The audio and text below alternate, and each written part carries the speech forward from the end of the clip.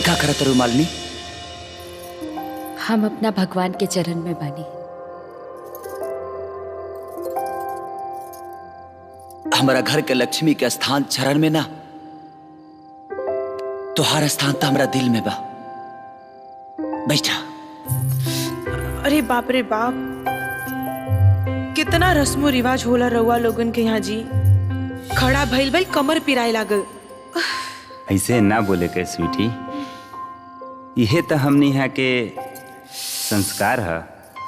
मान ली आज से तू ये घर के बड़ पतो भैलू। ऐसे बड़ बुजुर्ग के प्रतिष्ठा और छोटन के प्यार के ख्याल रखो, तो हर जिम्मेदारी बा। ये घर के छोट पतो होखे के नाते बड़ के आज्ञा के पालन कैल तहर पहला कर्तव्य है। जी प्राणनाथ, राउर हुकुम सराखों पे। और अगर आपके प्रवचन समाप्त हो गई होखे तो आगे के कार्यक्रम शुरू कइल जाओ। अरे बाप रे, 12 बज गए। इससे पहले कि 1 बजे ओकरा पहले हमनी के दोनों आदमी एक हो चलल जाओ।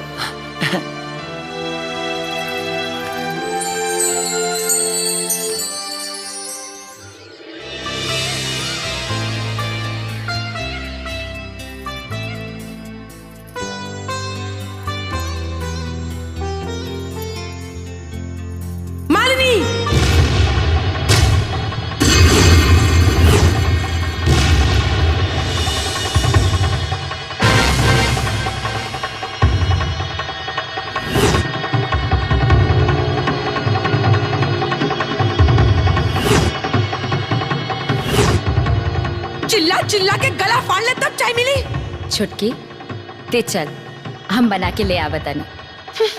बड़को हाँ?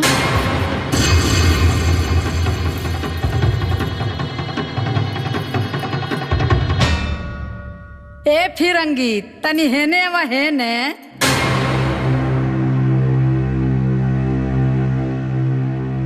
होई कौन डरेसा हो?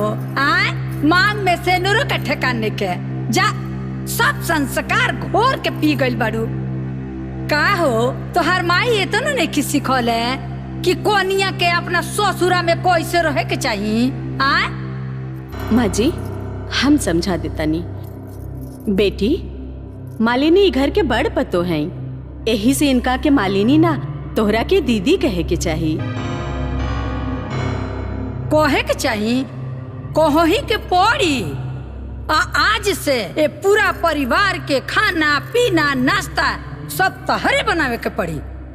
नहीं तो हई बकुली देखो तारुनु, यही बकुली से तहरा सासों के आशीर्वाद देले बनी, समझ लिया। हाँ माँ जी, वो बखत हम बहुत बुद्धू रहनी। हाँ, बाकी हमार पतो बहुत चालाक बा। ना बेटी, देखिए आज हमार पतो सबके चाय बना के पियाए। हाँ जा बेटी, चाय बना के ले आवा। जा बेटी, चाय बना के ले आवा। सुना, हमारा चाय में तनी चीनी कमे डली है। का है हम चीनी के बेमरिया हैं। हाँ, और हमरा मीठ चाय हो। भाई हमरा ना कड़क चाय मरीच वाला चाहिए। केहू के चीनी कम चाहिए, केहू के मीठ चाहिए, केहू के मसाला वाली चाहिए। सवेरे सवेरे मूड खराब हो गई। सवेरे उठते ही काव काव शुरू हो गई।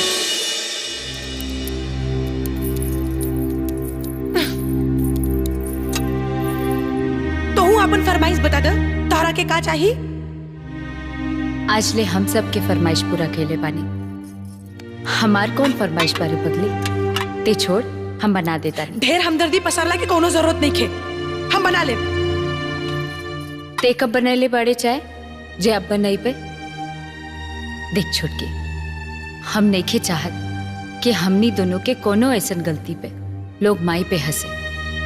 छोड़।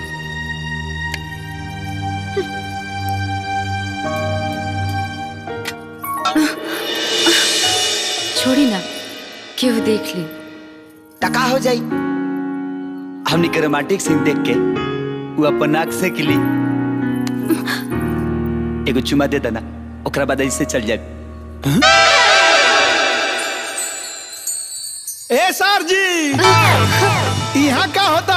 अरे बहनी का का होता तार बहन चाय बनावता रे हम चम्मच हिलावता नहीं। अरे बाप रे इस सार बड़ा बदमाश है।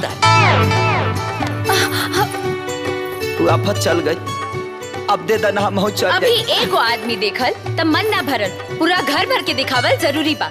अब भागे के डाली गरम चाय। काबल जाता नहीं बड़ा मन बढ़ भी है भाई। अरे बाप रे बाप, ई सब तो बाहर के सामान लगता। ई का है?